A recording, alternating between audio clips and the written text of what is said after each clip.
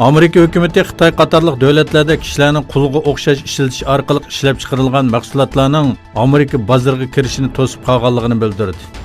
Sharqi Turkistonning Xotan viloyatida sho'basi bor bo'lgan Tayda nomli Xitoy shirkatining fabrikalarida yig'ilish lagerlaridagi kishilarning majburiy emgak silinganligi bu yilning 5-ida New-York vaqt gazetida e'lon qilingan edi. Xitoy shirkatining sherigi bo'lgan Amerika shirkatlari Kambojyada tutilib qolgan tantarbiya kiyimlari sababli tanqidlarga uchirgandan keyin Xitoy shirkati bilan bo'lgan barliq munosabatlarni o'zgarligini e'lon qildi. İstanbul Fatih'ta tramvay bekatlarga Xitoycha yo'l belgilarining esilishiga qarshi noroziliklar kuchaymoqda. Bu belgilarning o'rniga Uyg'urlar uchrayotgan zulmlar aks ettirilgan rasmlar bilan birga Sharq Turkistonga erkinlik degan xatlarni esildi. Türkiye İyi Partiyasi İstanbul şəhərlik hökumətinin avtobus bekatlariga Xitoycha yo'l belgisi esishiga qarata bir bayonot e'lon qildi.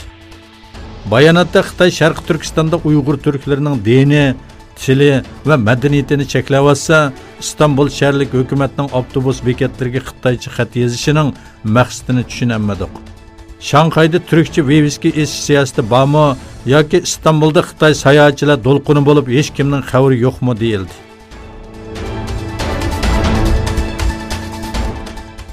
Xitoyning Sharq Turkistondagi bostirishlarni qo'llayotgan va Xitoy Kommunist partiyasi bilan maxfiy va oshkor kelishim tuzgan davlatlarning bir qismi aniqlandi. Bu davlatlarga sayohat, savdo va boshqa maqsadlar bilan borgan Uyg'urlarning jon va mol amonligi bo'lmaydiganligi, bu davlatlarning Xitoy bilan tuzgan kelishimiga asosan Uyg'urlarni tutib Xitoyga qaytarib beradiganligi oshkorlandi. Bu davlatlarning orasida Pokiston, Saudiya Arabiston, Misr, Tojikiston ve Özbekistan qatarlıq musulmon davlatlarning bo'lishi diqqatni tortdi. Türkiye davlat raisi Erdoğan Suriyada Fırat daryosining sharqida havo harakati boshlaydiganligi to'g'riliq ishorat bergandan keyin Türkiye Suriya chegarasida harbiy harakatlar yuz berdi. Türkiye armiyasi Shalli Orpining Oqchiqala noyasi qarshidagi Tel Abyad chegarasiga avtobus va harbiy avtomobillar uchun yangi manzillar tayyorladi. Suriyani ko'zlaydigan to'piliklarga o'rnashtirilgan tanka va harbiy avtomobillarning Tel Abyadga to'g'irlanganligi bildirildi. Shuning bilan birga Suriyada Amerika qo'llayotgan terrorlik tashkiloti PKK va YPG Türkiye ve Erkin Suriye armiyasining Fırat daryosining sharqi qilish mumkinligi bo'lgan harbiy harakatga qarshi harakatga o'tganligi ma'lum.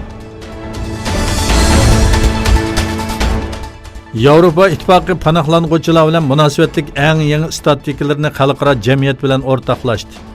Yakshanba kuniki Dunyo nomli gazetda yer olgan dokladga asoslanganda yanvar bilan sentabr orasida Turkiyadan 46.546 panohlanuvchi Yevropa davlatlariga kirgan.